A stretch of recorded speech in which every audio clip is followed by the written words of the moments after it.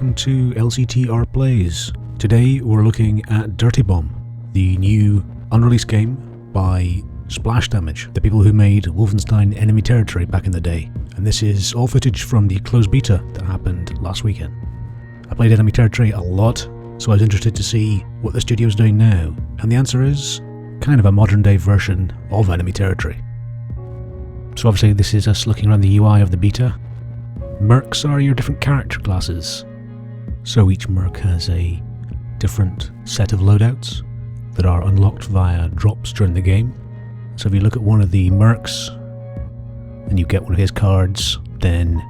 But it's a full loadout, it's not a specific weapon, it's a weapon with a secondary weapon with all his perks and specific things all inside that particular card. I'm a big fan of this UI actually. It's got a really nice feel to it. The tone of the game is quite light-hearted. I really like the aesthetic of this. It's based in London. So you'll see in the back of the menu screens, you'll see things like the London Eye, which is the big wheel, and different kind of landmarks like the Gherkin building that's, you know, famously a London landmark now. But it's got that slightly Half-Life 2 vibe going on, where it's an environment that you recognise as being modern day, but then with something slightly futuristic happening.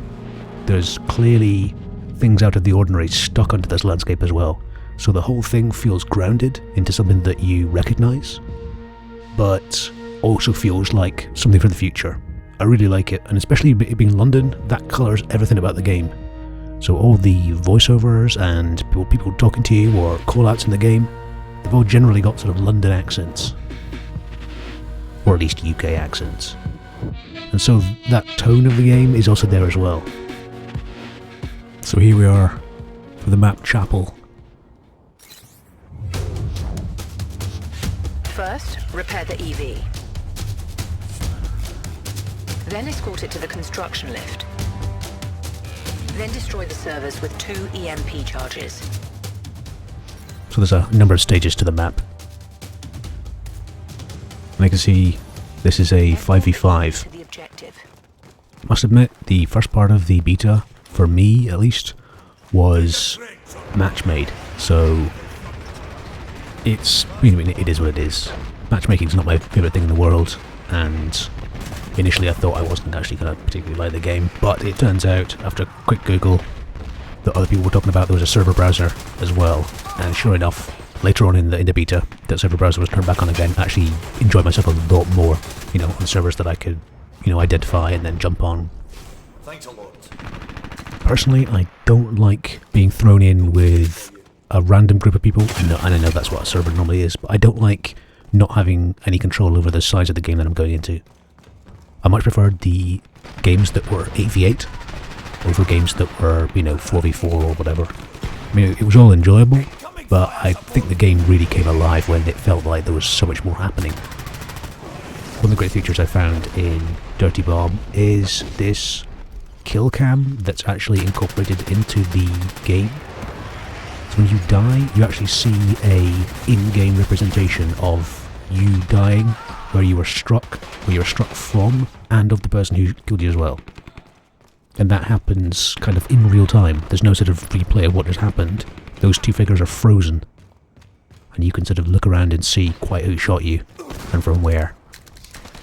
It certainly feels much more natural than to be suddenly separated and watch a rerun of what just happened. I thought that was really great. As you can see, the art style is quite light-hearted. It's not gone for gritty realism or whatever, and that kind of suits things. On the technical side, performance was really quite good. No problems at all in that regard. Obviously it's a beta as well, so you can expect things to be not at the final polished state. But I had no trouble at all playing this game. I don't think it ever dropped below 60 frames a second. One other thing I should mention, of course, is the fact that this will be a free-to-play title as well. So on release, which I believe is in the next couple of weeks, they should be going entirely free-to-play. And of course you'll have to see what that means in terms of, can you pay to win in any degree. Got my fingers crossed that companies now know what consumers expect from a free-to-play game and know how to balance that in terms of not being able to buy power and so on. This was actually the second beta. The first one was a few weeks prior to this one, and for my time playing the game, I really enjoyed myself, to be honest. Felt like an old friend, actually. I played a lot of enemy territory, Wolfenstein enemy territory, not the later Quake Wars one, but I played a lot of that, and this felt like a natural evolution of that. So the movement's quite interesting. Obviously the speed at which the characters move is in that arcade style of being way too fast, but it feels really slick. You can double jump off walls, so there's a little bit of kind of parkour feel to it sometimes. But also you run faster with your knife out, a bit like, you know, Counter-Strike or whatever. But I think that's something that I'd like to look at, you know, in future videos. But it gave the game a little bit more depth to it. It felt like people who had been playing since, you know, the first beta suddenly had extra abilities, and they weren't extra abilities that they'd unlocked necessarily, but extra abilities in terms of knowledge of the game and knowledge of how the mechanics operated. So at this point we've got the vehicle to its location, and now we have to take packages from the back here, the EMP charge, and take them to a building around the corner. And so these mercs that you have, you can take essentially 3 loadouts into the game. So it's 3 different mercs and 1 loadout for each merc. So if you've got a particular favourite merc, you've got to take 1 loadout for them, so decide what you like best basically. And then when you die, the F1 through 3 keys allows you to pick one of those mercs, essentially change class as it were. So this is Underground, another objective map. You've got sort of capture and defend mechanics, but you can see, because this is Underground, you have that sort of station feel to it. So although it's set in a sort of real world environment, you might say, it's also got a heavy kind of deathmatch arena feel to it. But on top of that, you've got this hazardous environment setup going on as well. So although things may feel slightly familiar, they're also a bit off. They're also a bit what's going on in this world, which I really liked, to be honest. It felt fresh. In terms of bugs and things, I didn't spot that many.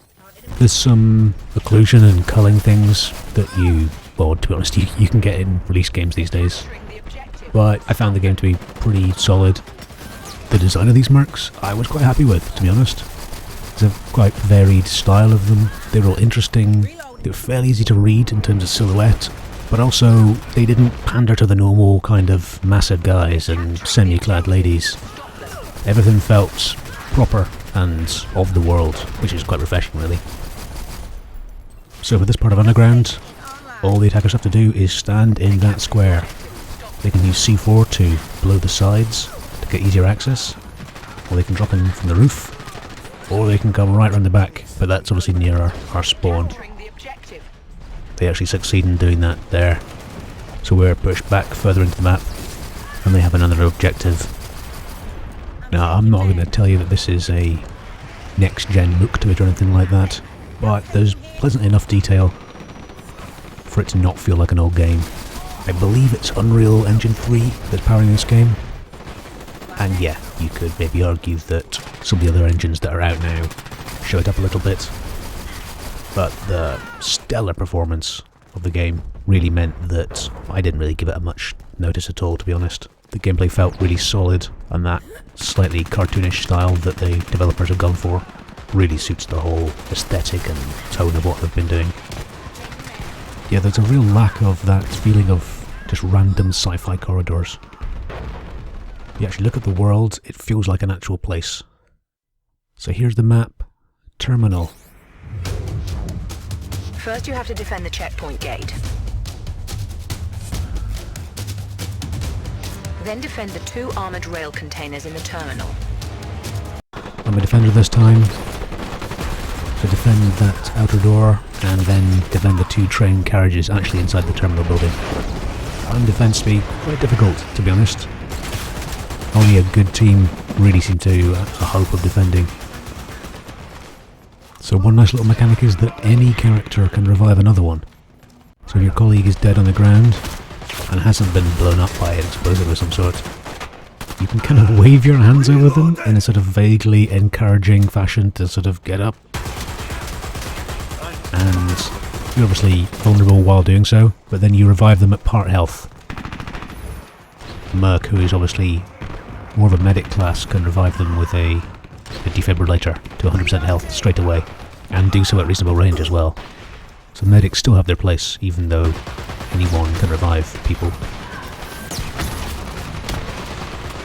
So those were my first thoughts about the second Dirty Bomb beta. It's good rolling objective maps. They almost have that Battlefield Rush vibe going on, where the map rolls into different areas, which I really like. It's an interesting environment and the aesthetic's really nice. Not only that, but it's great performance as well. And as long as the free-to-play model doesn't turn into pay-to-win, I'll certainly be looking at downloading the full release when it's available. So thank you very much for watching. If you like this sort of content, why not hit that like and subscribe button? It would help me out a lot. If you have any comments or questions or things that you urgently need to shout onto the internet, please feel free to leave a comment below now. This is the first time I've done one of these videos that's not been, well, mainly PlanetSide based, so I'd love to know what you think. So thanks again for watching, and thanks for all the support. Take care.